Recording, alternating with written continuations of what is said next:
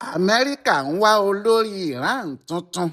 Mílíọ̀nù $10 ni wọ́n máa fẹ́ni tó bá wọn rí i. Ọ̀rọ̀ ogun Israel, Amẹ́ríkà àti Iran yìí kì í ṣe kékeré mọ́ o.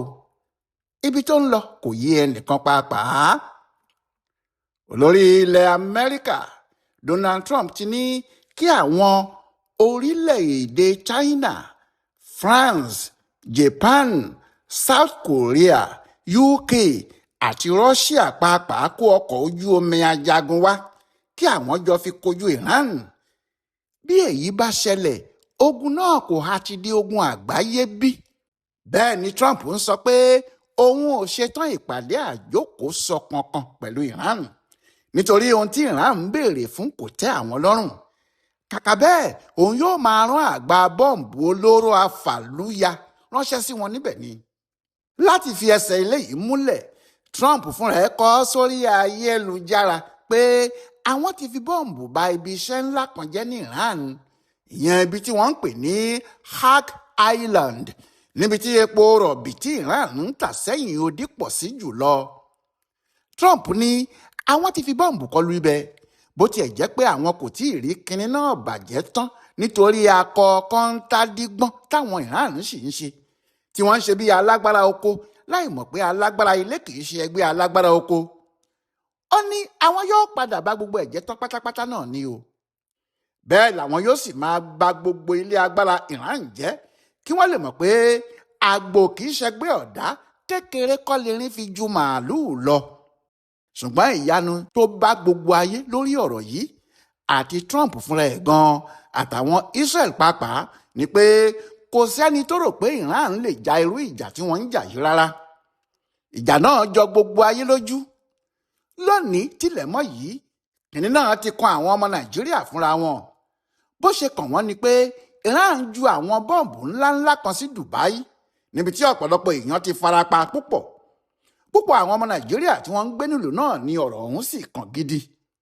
Iran sì ti kéde pé ní gbogbo ibi tí àwọn tí wọ́n bá ń ṣọ̀rẹ́ Amẹ́ríkà tàbí Israeli bá wà ní gbogbo ilẹ̀ Lárúbáwá, gbogbo ibẹ̀ ni iná burúkú yóò ti máa dáhùn lára wọn.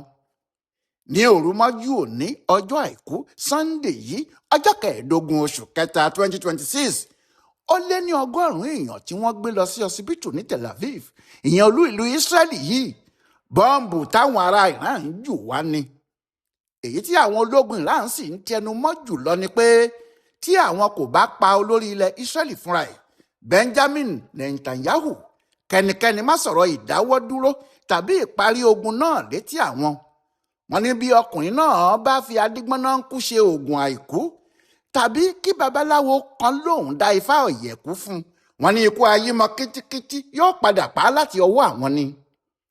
Èyí ni pé àwọn náà fẹ́ gbẹ̀san ikú táwọn Israeli àti Amẹ́ríkà fi pa olórí àwọn náà, Ayatollah Ali Khamenei.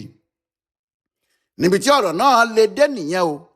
Ọ̀pọ̀lọpọ̀ bọ́ǹbù láti Iran làwọn ará Saudi Arabia ní àwọn ń dá dúró sójú ọ̀run bí wọ́n ti ń bọ̀ wá kọlu àwọn níbẹ̀.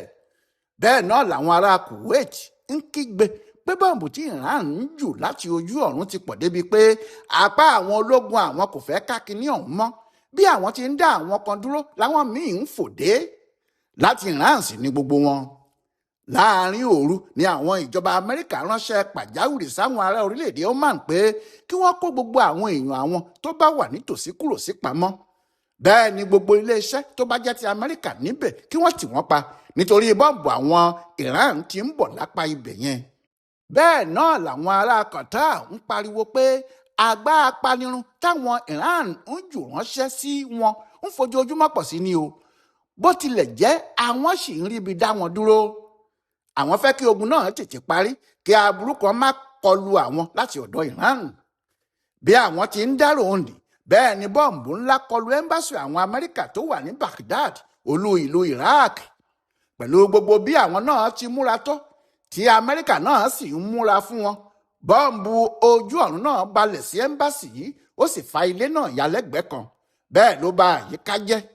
Kíá l'Amẹ́ríkà kéde fáwọn èèyàn wọn tó wà ní Iraq pé kí wọ́n yẹra nílùú, kí wọ́n má jáde o, nítorí àwọn ni àwọn ológun Iran ń wá kiri. Kò sì sí ibi tí wọ́n ti lè rí ọmọ Amẹ́ríkà kan tí wọn yóò dà á sí. bó tilẹ̀ jẹ́ pé àwọn Ísírẹ́lì náà ń ta bíọ́bíọ́ tí àwọn náà ń jà gidi tí wọ́n ju bọ́ǹbù lù wọ́n ní Lebanon tí wọ́n ní àwọn Hezbollah wà níbẹ̀ àwọn tí wọ́n ń ran Iran lọ́wọ́ tí wọ́n sì pa àwọn èèyàn 3 kan tí wọ́n tún ní àwọn ń ju bọ́ǹbù ńlá kan lọ ká wọn mọ́ ní Iran níbi tí àwọn yóò ti ba nǹkan gidi jẹ́ fún wọn. Síbẹ̀ apá èkúté ilé kò ká wùsá ẹnu yíyí kiri ló mọ ibi tí Iran ń bá yọ sáwọn àti Amẹ́ríkà kọjá ohun tó yé wọn. Bẹ́ẹ̀ ejò sáré ikú nàgbọ́nnàgbọ́n lọ̀rọ̀ ọ̀hún dà ní bí ejò bá sáré títí tí ọ̀nà bá pin tó bá fi yíjú padà àti igi àti èèyàn tó bá rí sísán jẹ ni o. Ẹni tí ejò bẹ́ẹ̀ bá sì sán lásìkò ọ̀hún bí kì í bá ṣe pé àwọn ìlú tètè kó bò ó ẹlẹ́kọ̀ọ́ ọ̀run yóò polówó fún un. Iran ń ja ìjà méjì ni o. Àkọ́kọ́ ni láti fi hàn gbogbo ayé pé kò tún sí alágbára méjì ní gbogbo ilẹ̀ Lárúbáwá tó ju àwọn lọ. Bẹ́ẹ̀ ni àṣà ò gbọ́dọ̀ wọlé kó gbé ọmọ ewúrẹ́ lọ. Kì í ṣe Israel tàbí Amẹ́ríkà ni yóò wá halẹ̀ mọ́ àwọn ní ilẹ̀ bàbá àwọn. Ẹ̀ẹ̀kejì ni pé Iran mọ̀ pé táwọn ò bá jagun báyìí tí Amẹ́ríkà àti Israel bá borí àwọn, Iran di nǹkan yẹ̀yẹ́ ní gbogbo ilẹ̀ Lárúbáwá rèé. Gbogbo ilẹ̀ àwọn Lárúbáwá wọ̀nyí yóò sì bọ́ sábẹ́ Amẹ́ríkà ni tí wọn yóò ní kí Israel máa pàṣẹ lé àwọn lórí. Kàkà kí ilẹ̀ kú ilẹ̀ àkúkú ṣá ohun tó jẹ́ kíjà yìí le nìyẹn. Bẹ́ẹ̀ ọ̀rọ̀ ogun tí Amẹ́ríkà ń bá wọn jà ní Iran yìí bí èèyàn bá ti ń múra láti mọ ìdí abájọ bẹ́ẹ̀ ni kinní náà yóò máa dàrú mọ́tọ̀ ọ̀hún lójú. Ìjọba ilẹ̀ Amẹ́ríkà fúnra wọn ti kéde pé àwọn ti ná owó tó lé ní bílíọ̀nù $11 lórí ogun Iran yìí. Ohun tó dé tó jẹ́ àwọn ni wọ́n ń náwó tó bẹ́ẹ̀ yẹn kò yé ẹnìkan. Àbí Ísírẹ́lì ní Amẹ́ríkà ń pariwo pé wọ́n ń jagun àwọn ń ràn wọ́n lọ́wọ́ lásán ni. Ṣùgbọ́n nígbà tí ọ̀rọ̀ bá di owó nínú àti ìjagun Amẹ́ríkà ni yóò ṣáájú. Bẹ́ẹ̀ ni wọn yóò sì máa parọ́ lẹ́ẹ̀kọ̀ọ̀kan pé Ísírẹ́lì àti Iran ló ń jagun kò sí èyí tó kọ àwọn níbẹ̀.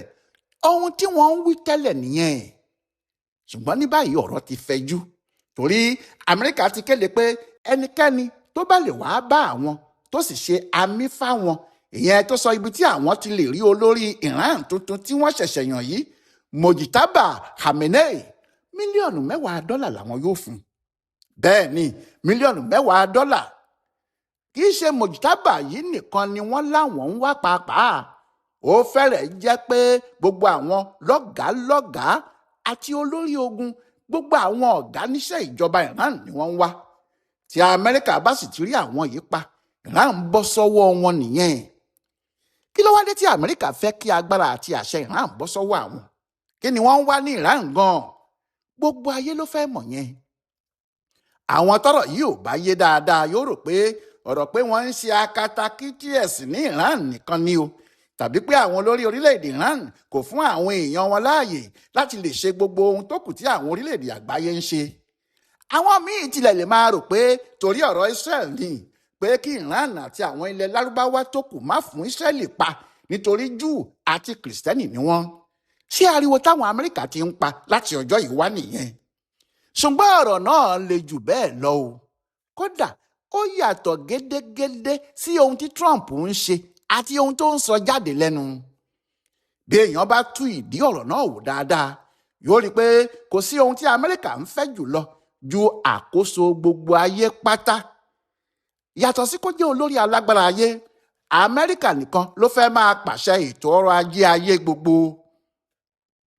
Lónìí yìí ohun tó ṣe pàtàkì jùlọ fún orílẹ̀-èdè gbogbo ni epo rọ̀bì.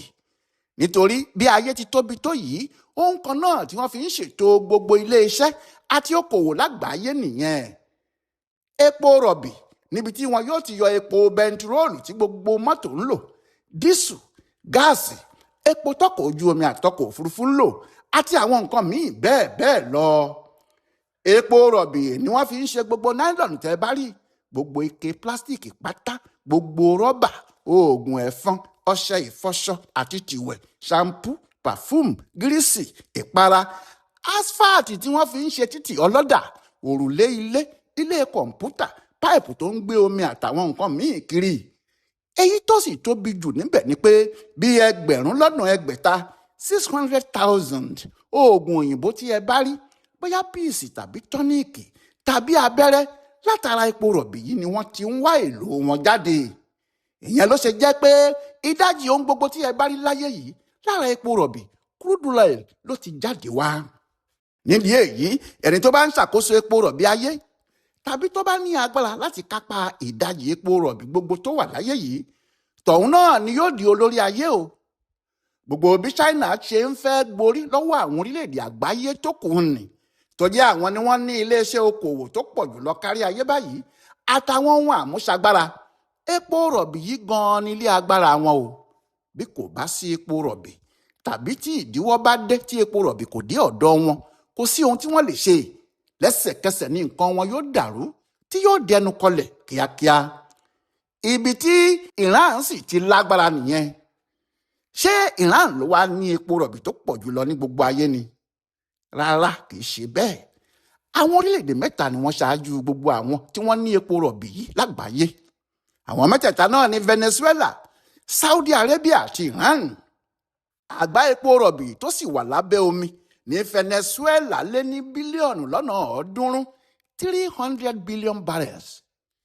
èyí tó wà ní Saudi Arabia lé ní 260 billion barrels. bẹ́ẹ̀ ni èyí tó wà ní Iran lé ní 200 billion barrels. nídìí èyí kò ní àríyànjiyàn kankan nínú. àwọn orílẹ̀-èdè mẹ́ta yìí ni aṣáájú àwọn orílẹ̀-èdè gbogbo tí epo rọ̀bì yìí wà. kódà Amẹ́ríkà tá à ń wí yìí ò sún mọ́ wọn rárá. ṣùgbọ́n Amẹ́ríkà fẹ́ máa pàṣẹ ayé. bẹ́ẹ̀ kò sí ọ̀nà tó lè gbà tí kò bá lè rí orí àwọn orílẹ̀-èdè mẹ́tẹ̀ẹ̀ta yìí kì sábẹ́ kó sì máa pàṣẹ lé wọn lórí. Amẹ́ríkà ti mú orí Saudi Arabia mábẹ́ tipẹ́tipẹ́ ní tiwọn. kò sí ohun kan tí Amẹ́ríkà yóò ṣe tí Saudi yóò gbó wọn lẹ́nu. lóòótọ́ wọ́n ja àwọn ìjà kúẹ́kúẹ́ kan lórí ọ̀rọ̀ epo yìí náà ní 1973. àti nígbà tí wọ́n ní ọmọ Saudi Arabia wà nínú àwọn tí wọ́n ju bọ́ǹbù lù wọ́n ní September 11, 2001. àtàwọn míì bẹ́ẹ̀. síbẹ̀ àwọn Amẹ́ríkà ló ń darí ètò ọrọ̀ ajé wọn àti bí wọn yóò ti ṣe epo rọ̀bì wọn sí níbẹ̀ láti ìgbà tó ti pẹ́ gan-an. kò sì sí ẹni tí yóò pé òun gbọ́ ìjà gidi kan láàrin Amẹ́ríkà àti Saudi láti ọjọ́ tó ti pẹ́ wá. ìdí sì nìyí táwọn orílẹ̀-èdè lárúbáwá tó kù, pàápàá Iran, ṣe kórìíra wọn ní Saudi yìí pé ajá Amẹ́ríkà, bọ̀yìbọ̀yì Amẹ́ríkà ní gbogbo wọn. nídìí èyí ìjọba Amẹ́ríkà, pàápàá ìjọba Trump yìí, kò ní wàhálà kankan pẹ̀lú Saudi lórí ọ̀rọ̀ epo rọ̀bì. àmọ́ ó kù Venezuela àti Iran. Venezuela yìí ni ilẹ̀ China mú lọ́rẹ̀ẹ́. ọ̀pọ̀ epo tí wọ́n bá fẹ́ lò, Venezuela yìí ni wọ́n ti ń rà á. wọ́n sì ń rà ju ìdajì epo rọ̀bì tí Venezuela ń tà síta lọ. nígbà tó jẹ́ Venezuela ló ní epo rọ̀bì tó pọ̀ jùlọ láyé, Amẹ́ríkà mọ̀ pé tí àwọn bá fẹ́ ṣàkóso gbogbo ayé, àfi kí Venezuela wà lábẹ́ àwọn. ní òru ọjọ́ kan, ìyẹn ọjọ́ kẹta oṣù kínní ọdún 2026 tá a wà yìí gan-an, àwọn ọmọ ogun Amẹ́ríkà ya wọ ilé ìjọba Venezuela. wọ́n pa àwọn ẹ̀ṣọ́ wọn gbogbo, wọ́n sì jí olórí orílẹ̀-èdè náà Nicolas Maduro àtìyàwó ẹ̀ Celia Flores gbé lọ. wọ́n gbé wọn lọ sí Amẹ́ríkà láàrin òru. ẹ̀sùn tí wọ́n fi kan lórí orílẹ̀-èdè Venezuela yìí ni pé ó ń ta oògùn olóró. ǹjẹ́ ẹ gbọ́rú ẹ̀ rí pé olórí orílẹ̀-èdè kan kò ní iṣẹ́ méjì tó ń ṣe ju kó máa ta oògùn olóró lọ lẹ́yìn tó ti wà nípò lórí ìjọba? bí wọ́n bá wá ń ta kokéènì ní Venezuela, kí wàá ní ti Amẹ́ríkà níbẹ̀ o? àbí wọn kì í ta oògùn olóró ní Amẹ́ríkà ni? Amẹ́ríkà kò sì lè mú àwọn agbódegbà tó ń ta oògùn olóró sí orílẹ̀-èdè míì láti Venezuela, ìyẹn tó bá jẹ́ wọ́n ń ta oògùn olóró náà sí Amẹ́ríkà rárá. ó wáá jẹ́ olórí ìjọba orílẹ̀-èdè náà gan-an ni wọ́n mú bẹ́ẹ̀, tí wọ́n gbé e lọ sí Amẹ́ríkà lóru, tí wọ́n da ìjọba ẹ̀rú, tí wọ́n ń pariwo fáyé pé òun ta kokéènì ni. gẹ́gẹ́ bí wọ́n sì ti ń ṣe ní Iran lọ́wọ́lọ́wọ́ yìí, kíá ni wọ́n ti wá àwọn kan síta táwọn náà ń pariwo pé inú àwọn dùn bí wọ́n ti lé Maduro àti ìyàwó ẹ̀ kúrò lórí oyè, àwọn faramọ́. lára àwọn tí wọ́n faramọ́ bí wọ́n ti ṣe lé Maduro yìí náà ni Amẹ́ríkà mú tí wọ́n fi ṣe olórí orílẹ̀-èdè náà tuntun. wọ́n wá fún yẹn lófin o. Amẹ́ríkà ni yóò máa ṣàkóso ọjà epo rọ̀bì wọn. àwọn ni wọn yóò máa bá wọn tà á, tí wọn yóò máa sọ ibi tí wọn yóò tà á sí àtàwọn tí wọn yóò máa tà á fún wọn. kí ló kan epo rọ̀bì nínú ọ̀rọ̀ pé olórí ilẹ̀ náà ń ta kokéènì? paríparí ẹ̀ sì ni pé Amẹ́ríkà ní gbogbo owó tí àwọn ná lórí ọ̀rọ̀ yìí àtowó tí àwọn bá tún ná láti fẹsẹ̀ ìjọba wọn tuntun múlẹ̀, epo rọ̀bì làwọn á fi gbà lọ́wọ́ wọn o. èyí ni pé gbogbo epo rọ̀bì Venezuela báyìí Amẹ́ríkà ni yóò máa kọ̀ǹtróòlù ẹ̀. bó ṣe wá rí yìí tí Amẹ́ríkà ti korí Saudi sábẹ́, tó sì jẹ́ Saudi ní igbákejì ibi tí epo rọ̀bì yìí pọ̀ sí jùlọ, tí wọ́n sì ti tún gba Venezuela tó jẹ́ nọ́mbà 1. kí wá ni wọ́n tún fẹ́ẹ́ fi Iran tó wà nípò kẹta nínú àwọn tó ní epo rọ̀bì tó pọ̀ jùlọ láyé ṣe? bẹ́ẹ̀ lèèyàn yóò wí bí ọ̀rọ̀ náà ò bá yé ni dáadáa. àmọ́ bí Iran ti wà nì, Iran ní agbára kan tí ò sí lọ́wọ́ Saudi tàbí lọ́wọ́ Venezuela. agbára tí Trump fẹ́ gbà lọ́wọ́ Iran nìyẹn. ibi tí agbára Iran yìí wà ni pé ọ̀nà ńlá kan wà tó jẹ́ ọ̀nà inú agbami, ọ̀nà tí gbogbo ọkọ̀ ńláńlá àti páìpù ńlá tó bá ń gbé epo rọ̀bì láti ilẹ̀ àwọn lárúbáwá ń gbà ní. ìkóríta ńlá sì ló jẹ́ fún gbogbo wọn. bí wọn ò bá gbabẹ̀, kò sí bí epo yóò ti kọjá sáwọn orílẹ̀-èdè tí wọ́n bá ń lọ. Strait of Hormuz ni wọ́n ń pè é, ọ̀nà agbami Hormuz. epo tó bá ń bọ̀ láti Saudi Arabia, èyí tó bá ń bọ̀ láti Kuwait, Iraq, Qatar, Dubai àtàwọn agbègbè ibẹ̀, Strait of Hormuz yìí ni yóò bá kọjá láti lọ sáwọn orílẹ̀-èdè bíi China, India, Japan, South Korea, Taiwan, Thailand àtàwọn míì bẹ́ẹ̀ bẹ́ẹ̀ lọ. nídìí èyí, bí kinní kan bá ṣẹlẹ̀ ní Strait of Hormuz, gbogbo ayé ni yóò padà kan, torí kíá ni yóò ti kàn wọ́n ní Europe àti Amẹ́ríkà. ohun tó wá ń bí Trump nínú ni pé abẹ́ àkóso Iran ní Strait of Hormuz wà o. Iran lágbára láti fìbínú tibẹ̀ pa. ohun tí Trump fẹ́ gbà nìyí, ìyẹn ló ṣe mú ogun náà kókó. ìyẹn ló ṣe pé gbogbo àwọn orílẹ̀-èdè ńlá ayé pé kí wọ́n máa kó ọkọ̀ ojú omi ajagun bọ̀ kí àwọn lè fi gba ibẹ̀ kúrò lọ́wọ́ Iran. ìyẹn náà ló sì ṣe pàṣẹ pé kí wọ́n bá òun wá olórí ilẹ̀ Iran tuntun, ìyẹn Mojtaba Khamenei, nítorí ohun tó ti sọ tẹ́lẹ̀ ni pé ẹnikẹ́ni tí wọ́n bá fẹ́ fi ṣe olórí Iran, òun Trump gbọ́dọ̀ fọwọ́ sí. ìdí tó fi fẹ́ ṣe bẹ́ẹ̀ náà ni kó lè ṣe ohun tó ṣe fún wọn ní Venezuela ní Iran, kó jẹ́ lọ́dọ̀ òun Trump ni olórí Iran tuntun yóò ti máa gbàṣẹ. a jẹ́ pé gbogbo ayé pátá ló bọ́ sí i lọ́wọ́ nìyẹn. àmọ́ àwọn aláṣẹ ilẹ̀ náà kò pé sọ̀rọ̀ tí wọ́n fi yan Mojtaba. ó sì ti mọ̀ pé Mojtaba tí wọ́n yàn yìí ò ní ṣe tòun, pàápàá lórí ọ̀rọ̀ Strait of Hormuz. ohun tí ogun náà sì ṣe lè di ogun àgbáyé nìyẹn. ìjà náà kò ní kinní kan ṣe pẹ̀lú ọ̀rọ̀ ẹ̀sìn rárá o. torí bẹ́ẹ̀, bí ẹ bá rí àwọn kan tí wọ́n kó aṣọ kọ́rùn ní Nàìjíríà tí wọ́n ní àwọn ń gbèjà Iran, tàbí tí wọ́n ní ọmọ ìyá Júù làwọn, àwọn ń gbèjà Israel, ẹni kí wọ́n yá ara wọn lọ́pọlọ. ọ̀rọ̀ tó wà nílẹ̀ yìí ju ohun tí wọ́n lè dá sí lọ. ọ̀rọ̀ òṣèlú àti àkóso ọrọ̀ ajé ayé láàrin àwọn alágbára ayé ni. Nàìjíríà ò sì sí nínú wọn. bí ọmọdé ò bá mọ orò tó jẹ́ wòmúwòmúwòmù nìkan ló ń gbọ́, lọ́jọ́ tó bá mọ orò ni yóò mọ̀ pé kinní náà kì í ṣe ẹgbẹ́ ìyá òun. Ọláyíwọlá Alága ló ń ṣe àtúpalẹ̀ ọ̀rọ̀ Iran, Amẹ́ríkà àti Israel àti gbogbo àgbáyé wò fún bùdó àgbáyé fún àṣà àti ṣe Yorùbá World Center nínú ọgbà Yunifásitì Ìbàdàn. a kú ìsinmi òní o.